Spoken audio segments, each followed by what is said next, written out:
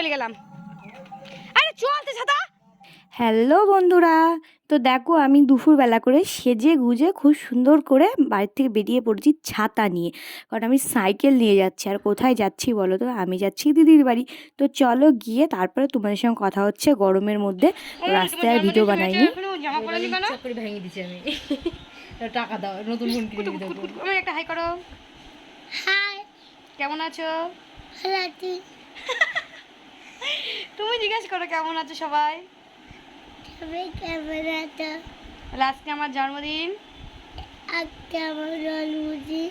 তোমরা সবাই আসবা। তোমরা সবাই আসবা। গুড গুড গুড গুড তো বাবাইয়ের জন্মদিনের উপলক্ষে আমি চলে এসেছি মানিকের বাড়িতে। আর এই দেখো প্রিপারেশন পুরোটাই আমি সাজিয়েছি। আমার সাথে ছিল আমার একটা বোন। তো ও গাঁদা ফুল দিয়ে সাজাচ্ছিল আর আমি বলে দিচ্ছিলাম, কারণ আমার হাতে অ্যালার্জি আছে, গাঁদা ফুল ছুলেই আমার প্রচণ্ড হাত চুলকোয়। তো সেই জন্য আমি আর গাঁদা ফুল ছুঁইনি। আর এই দেখো কেকটা দেখেছো, খুব সুন্দর করে লেখা নামটা তোমরা অনেকেই দেখে ফেলেছো, ওর নাম সৌজন্য। তো নামটা কেমন অবশ্যই কমেন্ট করে জানাবে। এটা আমার ফেভারিট, মানে আমি পছন্দ করে দিয়েছি নামটা।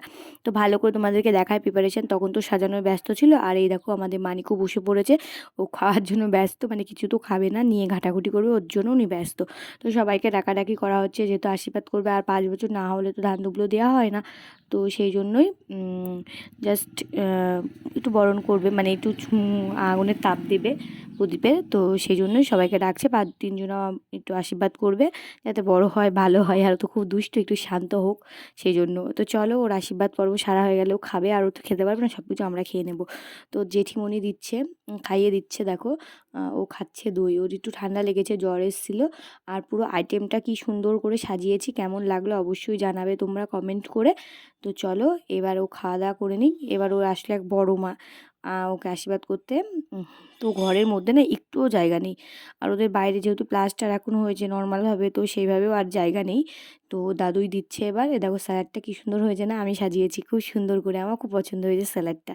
তো এরপর ওর খাওয়া দাওয়া হয়ে গেছে, এবার আমরাও খেতে বসে পড়বো, কারণ আমাদের বাড়ি যেতে হবে। আমার সঙ্গে যে বোন এসেছিলো ও তাড়াতাড়ি করছিলো, মেয়ে হয়ে এসেছিলো না, তার জন্য। তো দেখো আমরা খেতে বসে পড়েছি।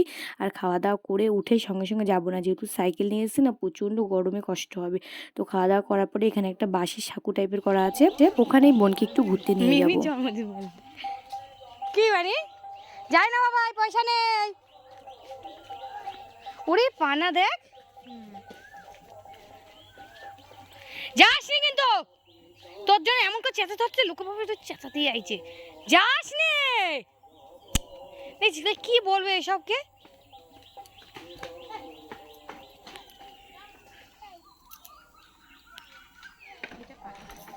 চলে গেলাম। আরে চলতে ছাতা।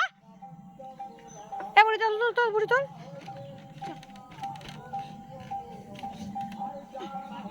চল চল। ভগবান এইসব দেখেছো বন্ধুরা বার্থডে বয়ের কী অবস্থা।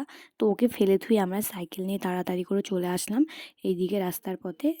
আমার বোন সাইকেল চালাচ্ছে, এটা আমি পিছিয়ে বসেছিলাম আর ভিডিও বানাচ্ছিলাম, প্রচুর প্রচুর রিলস বানিয়েছি। তো দেখো কষ্ট করে সাইকেল চালাচ্ছে, একটু পরে গিয়ে অবশ্যই আমিও চালাবো। তো চলো বন্ধুরা আজকের মতো ভিডিওটা আমি এখানেই শেষ করছি, দেখা হচ্ছে নেক্সট কোনো ব্লগে। আজকে ভিডিওটা কেমন লাগলো অবশ্যই কমেন্ট করে জানাবে।